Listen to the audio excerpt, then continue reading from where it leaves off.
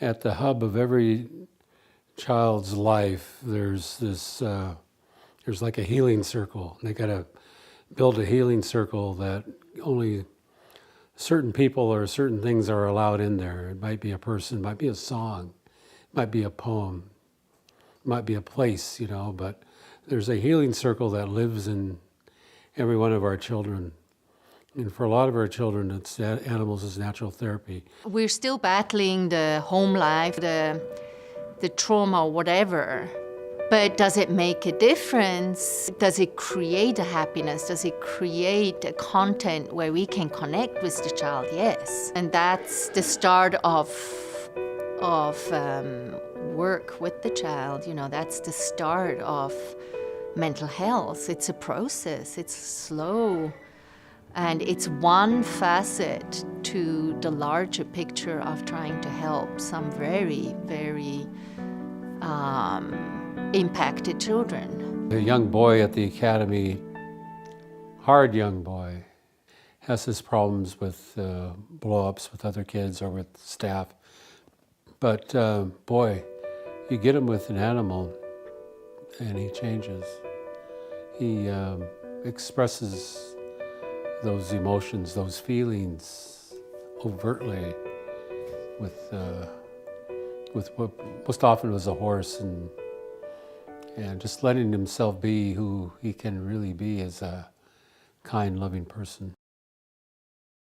I am learning strategies for teaching from what I've had experience with the horses I've worked with. They have taught me how to be a little bit more patient, how to really look at small details, small signals that the horses are giving to me, and I'm using that in my classroom and looking at students a little bit differently as well. We've got one child who, as I said, is so withdrawn. She hasn't connected with the school day at all. She has not wanted to be engaged in learning. Now she's drawing horses, she's reading horse books. That's all part of learning. It's an incentive. The teachers can, encourage her to do something so that she can get to the horse riding sessions.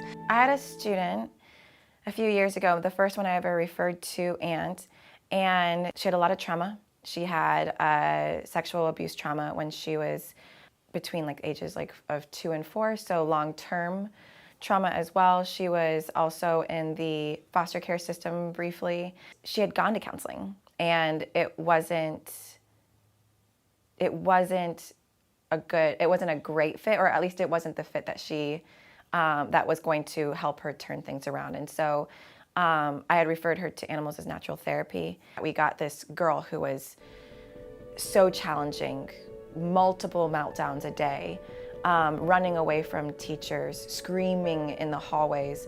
And then at the end of that school year, she was well integrated in her classroom. She was keeping those friendships. She was finding ways to calm herself down and to manage herself.